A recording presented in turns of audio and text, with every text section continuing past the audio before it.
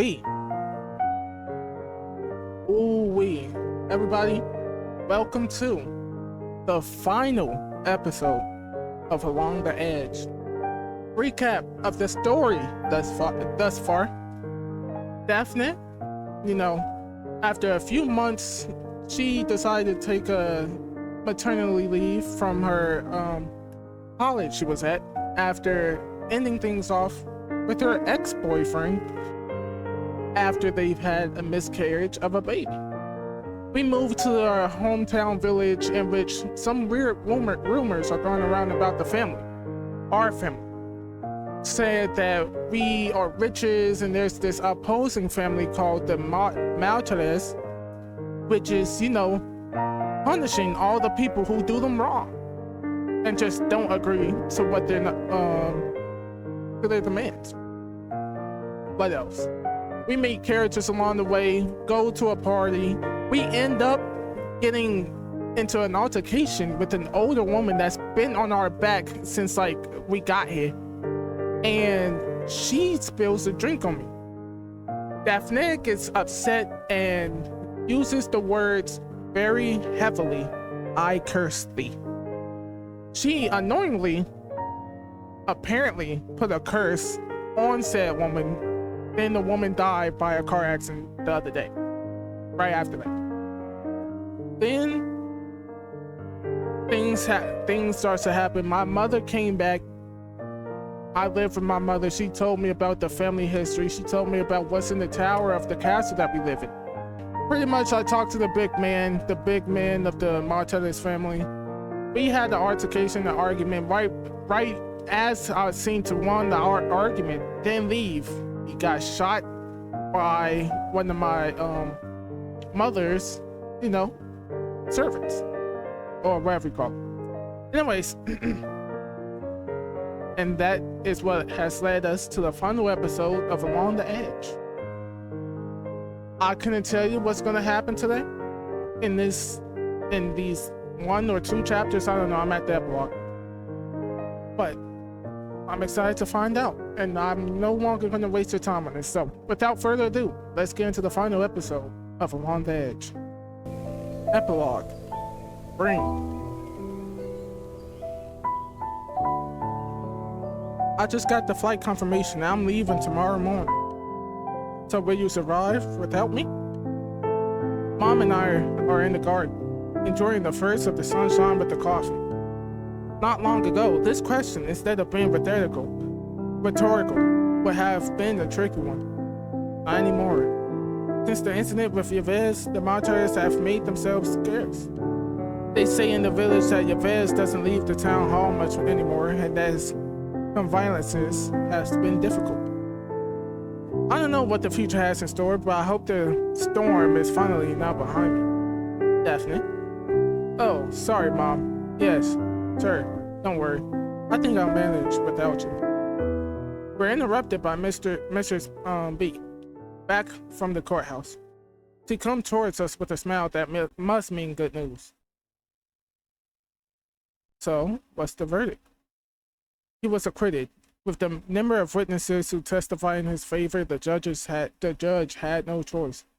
In the end, what tipped the scales of the side of self-defense is In the end, what tipped the scales on the side of self-defense is the testimony of Mr. Taverner, a sawmill worker. He swore under oath he had seen Yves Maltese take a knife from his pocket.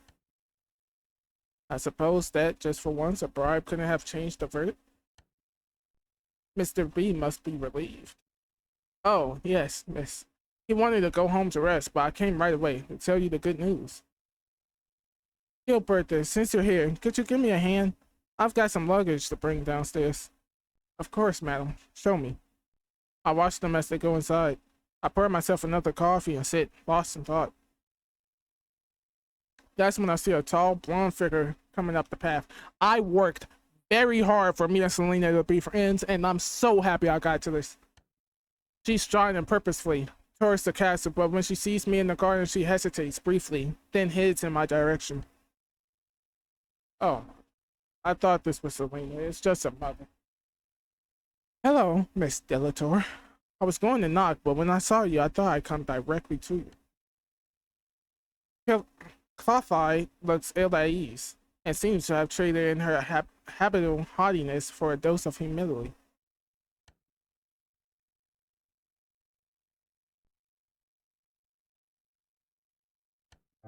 I'ma be respectful. Cloth-Eye, what a surprise. Can I offer you some coffee? No, thank you, but if you would give me a minute of your time.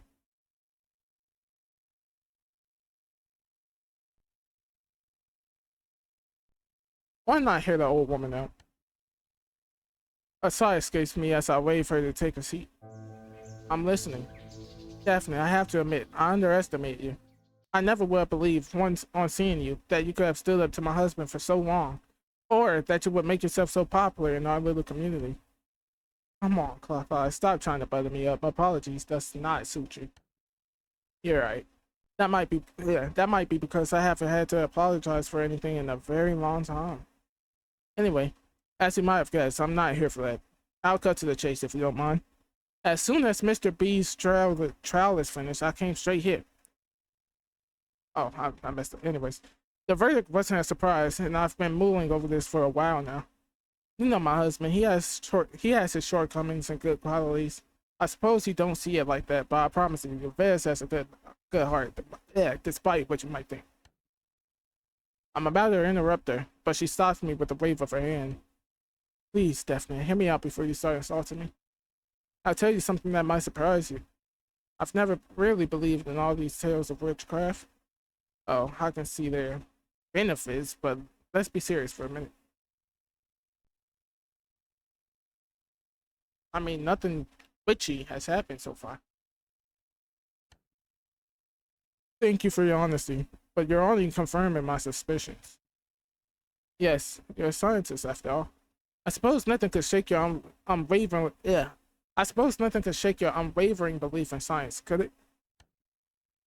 There's an awkward silence. Anyway, sorry to be blunt, but your views on the issue doesn't interest me. All right. However, you may have noticed that my husband is a true believer, and the recent events between you and us really took a toll on him. You know, I don't think he'll ever forgive you for making him ridiculous in front of him, for making him look ridiculous, I guess, in front of the whole village. And now with the judge's decision.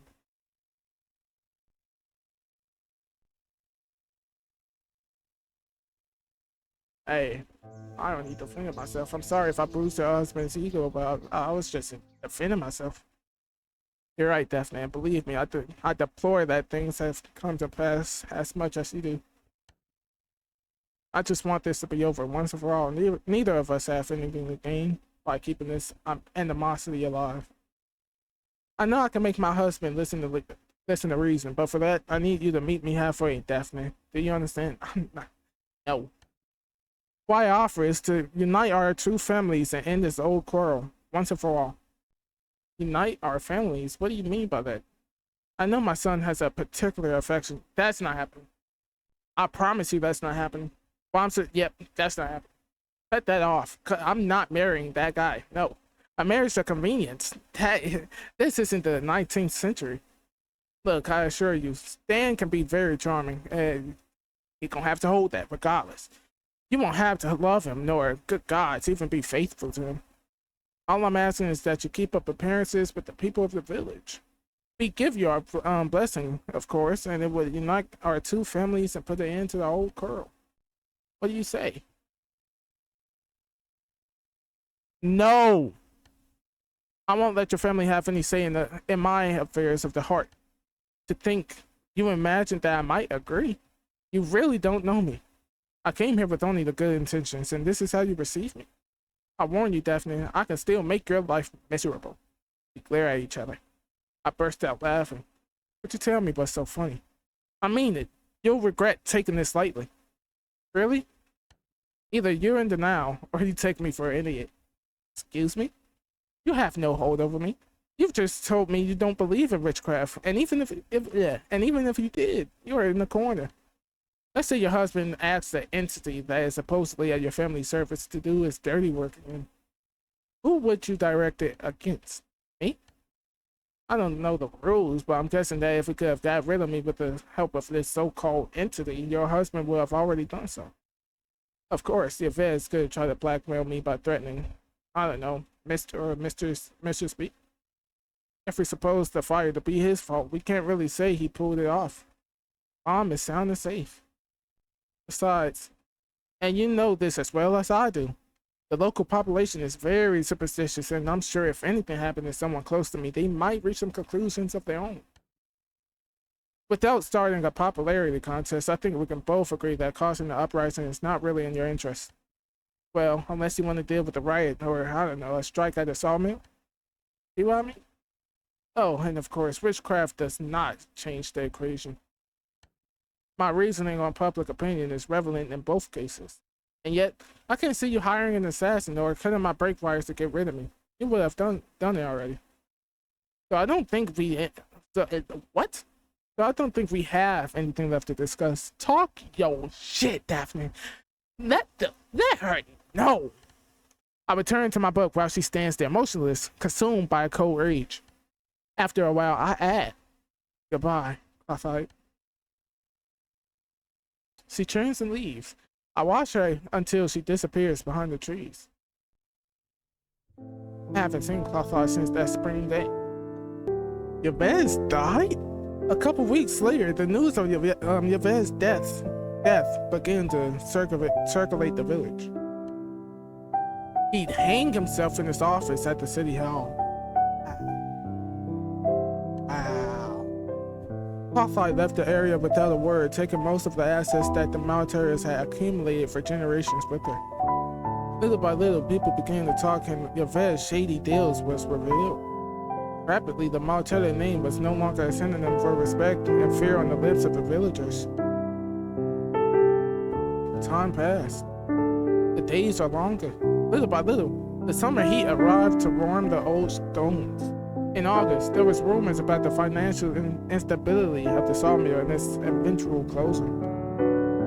There were a climate of anxiety on the village. After all, it was the first time in more than a century that the population couldn't look to the martyrs, either to guide them or as a scapegoat for the troubles. In the end, even if the martyrs were the architects of their own demise, it left me with a bitter taste in my mouth. As for me, I spent most of the summer break studying. Hey, I got that promotion, that's all I care about. When school started again, I went back, but this time as the school principal. If someone had told me that the turn in my career would take only a year ago, I'd never have believed it. I'm so grateful for the unbelievable series of events that's brought me here. The weird nightmares became less and less frequent until they stopped entirely. There are still some things I can't explain. The death of Mistress Q, my mother's accident. I try not to think about it. Is there any semblance or truth? Or was it all nothing but military manipulation? I guess I'll never know for sure. And it's probably better that way. I'd rather focus on my career. The captain of the ship of the school, the satisfaction year after year of teaching all these students. Transmit good values and prepare them for the adult life. It's a bit like having a very large extended family. Could things have turned out differently? I wonder about that from time to time. What would have happened if I chose to partner to share my days, my troubles? If I believed in magic more, or on the contrary, doubted? If I had given in to anger, to despair, or perhaps to calm, to leniency, would my life be different? Would I, myself, be different? I don't know. I've gone with the flow. I've done all I could. I've dangled over the precipice for a long time, clinging to the comfort of my certainties, of my doubts, the void constantly calling to me. I've let my feet guide me one after another, along the edge.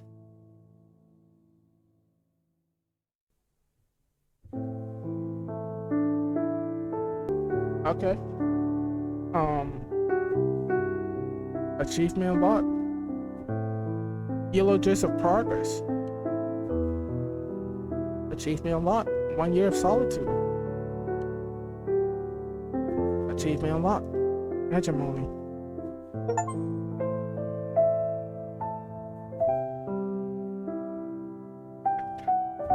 The 1 year of solitude achievement was because I finished the game while being single.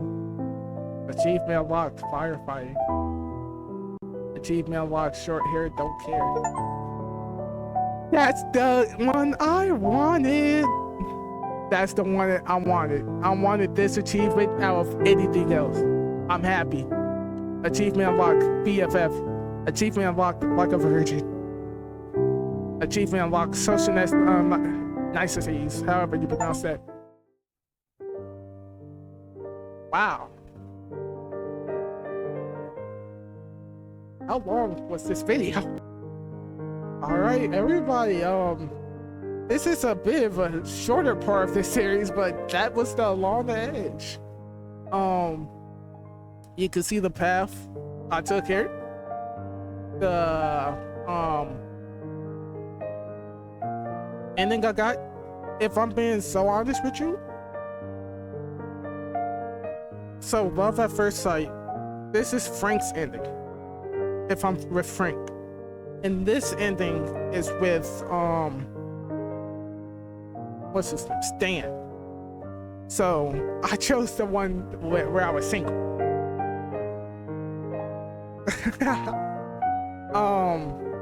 This game was cool. Do I have any problems with it? The only real problem I ever had with this game while playing was that time I chose Frank to come with me to the party to protect me of anything that might happen, and that just didn't happen. And he just didn't do anything. Everything else was cool.